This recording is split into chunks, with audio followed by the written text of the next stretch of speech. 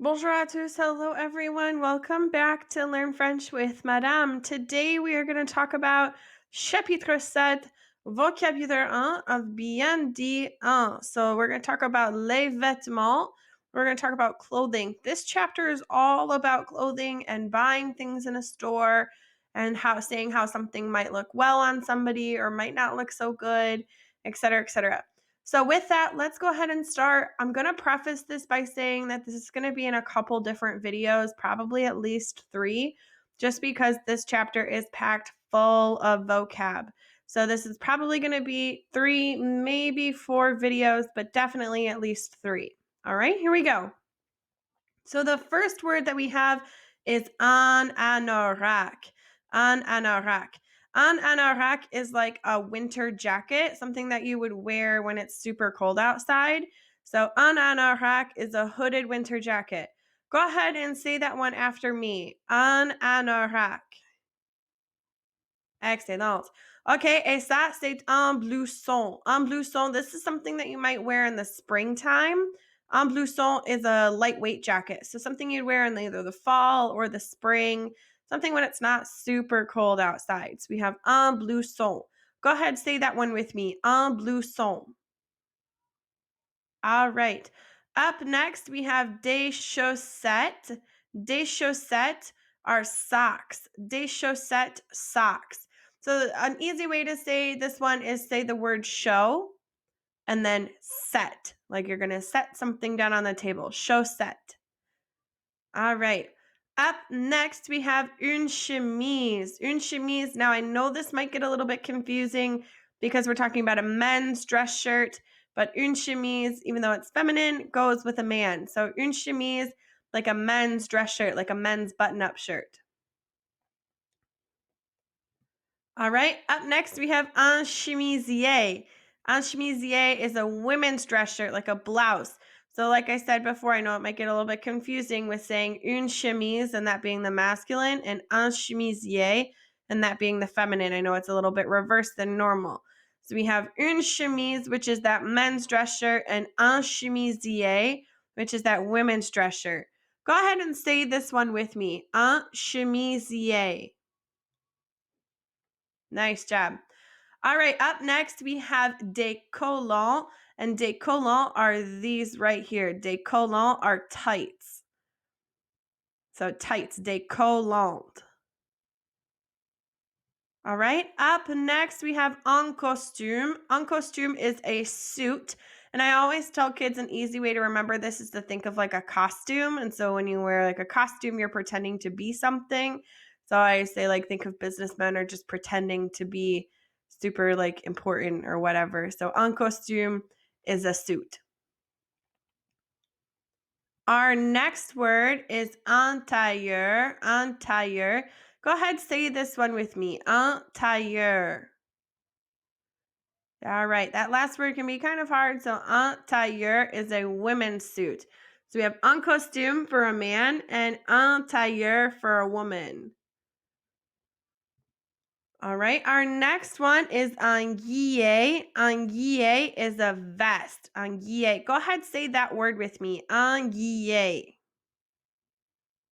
All right, a vest. Kind of like something like pictured in the picture. It's just that little piece that goes over like your body, not over your arms. All right, our next one is say facile. This one's easy. Un cardigan. Un cardigan. This is just a bonus word. This might not show up on your quiz, but I've had kids ask about it over the years, especially because I wear cardigans a lot. So we have un cardigan is just a cardigan. Okay, et la prochaine, the next one, say un imperméable. Un imperméable, it's a raincoat. Now, sometimes you might see this abbreviated, so people might say un impair for short for a raincoat, or they might say it all the way out, un imperméable. So go ahead and say, we're going to repeat both of these words. We're going to start off with the short word first, un impair. All right, and let's do the full word, un imperméable. Excellent. All right, c'est facile, c'est un jean. Un jean, c'est facile, it's a pair of jeans. Now, this is confusing for a lot of kids just because in English, jeans is plural. We say a pair of jeans and we make it plural. But in French, they leave it singular and just say un jean for a pair of jeans. So un jean is a pair of jeans. All right. La prochaine mot, c'est une jupe. Une jupe is a skirt. Une jupe is a skirt. Go ahead and say this one with me. Une jupe. Excellent. Et la prochaine, c'est un kilt. This is just a bonus word, but un kilt is a kilt. C'est facile. That one's pretty easy. Okay, et ça, c'est un manteau. Un manteau is a coat, not necessarily one that you would use to like go hiking in the mountains, but just something that's a little bit heavier than a blouson, than a lightweight jacket, and a little bit lighter than un manteau. So something, or than un anorak. So un manteau is really more just like a dressy coat, if you will, one that's not really that functional, but still a little bit warm, if that helps make it a little bit more easy to understand. Manteaus will usually not have hoods on them as well. So you've got un anorak, which almost always has a hood, and un manteau, which usually does not. All right, up next we have un pantalon. So the same concept with jeans applies to un pantalon. Un pantalon in English are pants, but really it's singular, right? It's a pair of pants, one pair. So in French, they keep it singular and they say un pantalon. So they say a pair of pants, un pantalon. Go ahead, say that word with me, un pantalon. All right. Up next, we have un polo. C'est facile. That one's pretty easy. Un polo is just a polo. If you don't know what the difference is between a t-shirt and a polo will usually have a collar on it, but it looks like a t-shirt only with a collar. Like, and it's got that collar that folds down a little bit. Think of like something that you would see people wear at like a golfing event. That usually helps kids remember it. Okay, et ça, c'est un pull. Un pull is a sweater. Think of like a pullover sweater, like not necessarily a sweatshirt, because we'll get to that word in a little bit, but un pull is just like a sweater that you would usually wear over. Think of like a Christmas sweater, how you pull it over your head. So un pull is a sweater.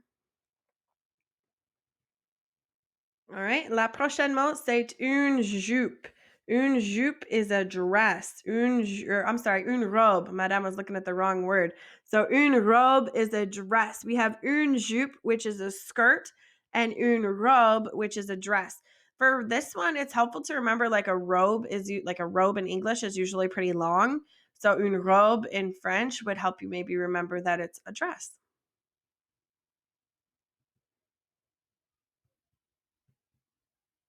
OK. La prochaine mot, c'est un short. Un short, c'est très facile.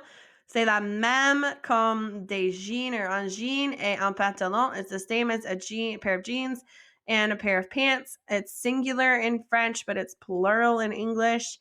I think English is the oddball out here. We've got un short, which means a pair of shorts. Aussi, ça, c'est un sweatshirt. Un sweatshirt or un sweat. A lot of times you'll hear kids say, oh, je porte un sweat. I'm wearing a sweatshirt. So they don't usually say it all out on sweatshirt, but on sweat most of the time for a sweatshirt. Un sweat. Aussi, on a un t-shirt. C'est facile, un t-shirt. A t-shirt. And this t-shirt says, Ici on parle français. Here we speak French. La prochaine, c'est une veste. Une veste is a suit jacket. So remember we said anguille was a vest that like you wore that went over just the mid part of your body, like your torso.